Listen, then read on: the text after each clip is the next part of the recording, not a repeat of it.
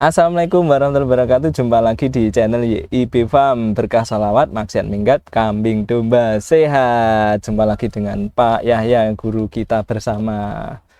Ini Pak Yahya, ada beberapa pertanyaan dari teman-teman. Ini yang pertama itu, apakah polar sama CGF itu bisa untuk bahan konsentrat bisa digantikan dengan bekatul gitu Pak? Polar dan CGF. Kalau jawaban intinya dulu Mas ya. Kalau bisanya bisa. Tapi saya catatannya yang agak panjang. Jadi perlu kita pahami dulu bahwa setiap bahan itu punya kandungan masing-masing, kandungan zat gizi masing-masing. Dan perlu diingat, tidak ada bahan satupun di dunia ini yang kandungannya sama. Tidak ada ya Pak? Tidak ada, satu pun tidak ada. Kalau misalnya sama di kadar protein, di kadar yang lain dia pasti berbeda. Contoh, kita ngomong dedak sama polar dulu. Kita pepetkan sekali, misalnya dedak padi sama dedak gandum atau wheat bran misalnya. Yang paling kelihatan apa? Kalau saling menggantikan bisa. Tapi apa proteinnya kita lihat? Protein dedak secara umum 12, dedak gandum atau wheat bran itu 15, 16. Dari satu sisi itu aja sudah berbeda. Jadi misalnya campuran awalnya itu polar, kita pakai 25% dalam 100%, dengan protein 15, kita kalikan. Polar menyumbang sekian persen protein pada total campuran. Kalau kita ganti 25% tanpa mengubah campuran yang lain, kita ganti dedak yang proteinnya 12, sama-sama digunakan 25%, total campurannya proteinnya pasti turun. Nah, itu yang saya maksud. Bahan itu saling menggantikan bisa dengan perpaduan satu dan bahan lain. Tapi dalam formulasi, nah ini gunanya formulasi, harus dicek ulang atau dicek reformulasinya sehingga dia kandungan akhirnya tetap. Misalnya, kita bikin konsentrat fattening dengan target protein 17, TDN minimum 70%.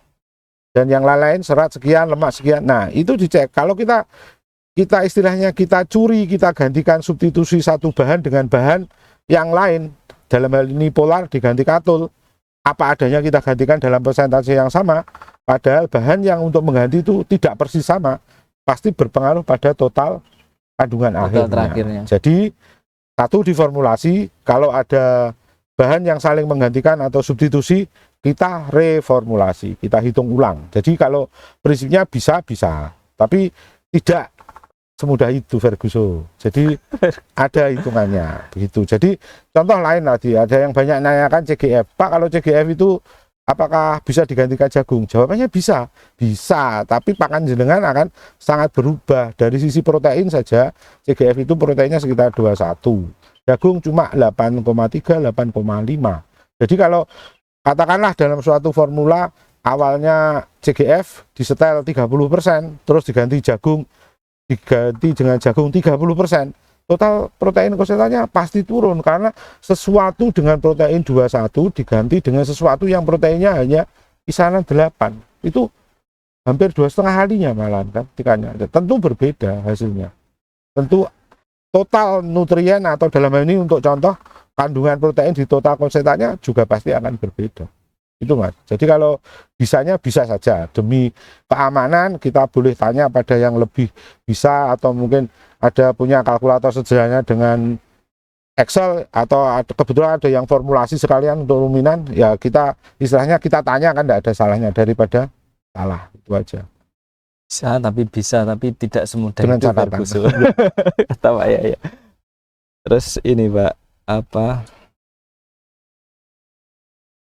nutrisi, ini untuk penggemukan yang dikasih semacam ampas tempe atau hijauan itu pripun Pak? Apakah bisa maksimal atau gimana Pak?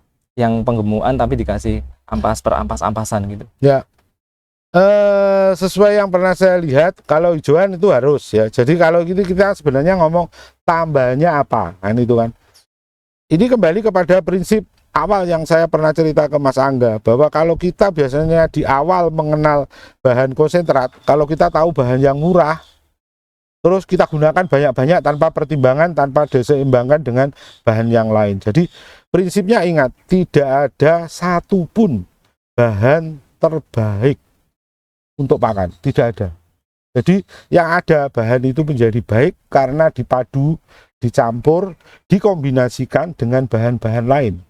Nah, meskipun kita ngomong kata paling ekstrim lah, bungkil kedelai bahan terbaik, ya untuk sumber protein. Tapi apakah cukup dengan bahan itu saja? Tidak. Dia akan menjadi baik kalau kita padukan misalnya dengan polar, dengan jagung, dengan imbangan tertentu, kita hitung ulang, disesuaikan dengan requirement atau kebutuhan ternak yang menjadi sasaran. Kembali ke itu tadi misalnya, seperti kalau soalnya misalnya kan kita bayangkan seperti katakanlah pakai rumput gajah ditambah ampas tempe. Iya, ampas tempe. Ampas tempe itu cuma kulit ari loh, Mas. Berarti kulit ari yang kalau tempe zaman dulu ya yang diiles-iles itu, diinjak-injak itu untuk membuka kulit ari sesudah direbus dan memisahkan dengan biji kedelainya. Nah, ya itu bagus, cuma ya enggak bagus sekali. Kan kulit ari itu kalau yang dalam bentuk kering yang ada di pasaran namanya, ada yang nyebut kleci, cetem. Nah, atau soyhul ya bahasa Inggrisnya. Soyhal itu ya paling tinggi saya pernah analisa proteinnya 17. Banyak yang di 11, 14 tergantung tingkat kekotoran atau campuran bahan lainnya. Kalau banyak menerima kedelai mungkin dia ketemunya protein bisa lebih tinggi.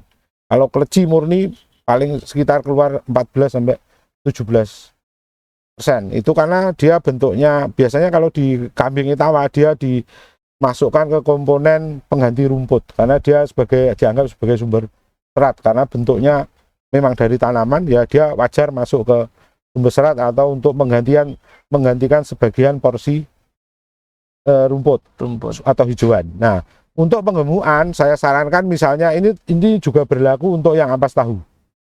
Oke. Nah, gimana Pak ampas tahu? Kalau pengalaman di sapi saya lihat yang banyak diberi air ilesan kedelai sama kulit arinya itu dagingnya gombior.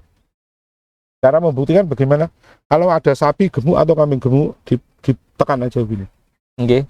Dia akan kembalinya lama. Itu apa artinya?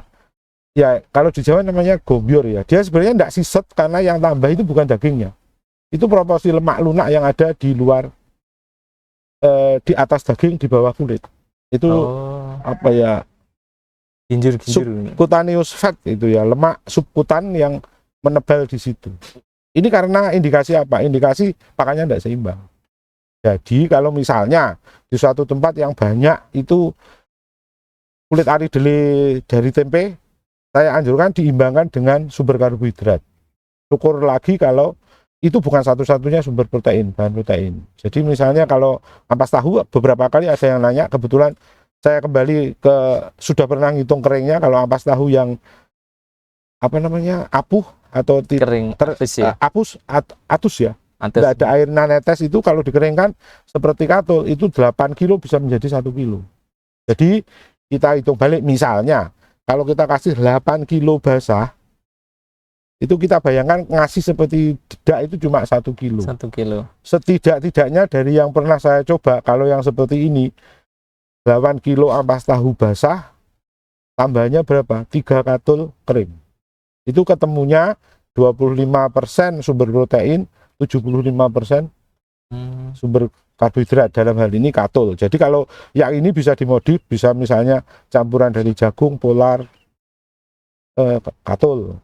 Tapi kalau kita bayangkan yang tersedia cuma ampas tahu sama kulit ari, sepertinya sulit membayangkan ada bahan lain. Tapi diusahakan kalau sama-sama beli, kita beli yang lebih terarah. Kita lengkapi sumber protein yang ada dari limbah tempe ini dengan karbohidrat yang lain ya, biar seimbang. Jadi tidak akan terjadi yang dagingnya itu gombior. Nah, itu nanti kita merugikan yang motong. Jadi itu kualitas dagingnya juga tidak akan bagus kalau yang seperti itu.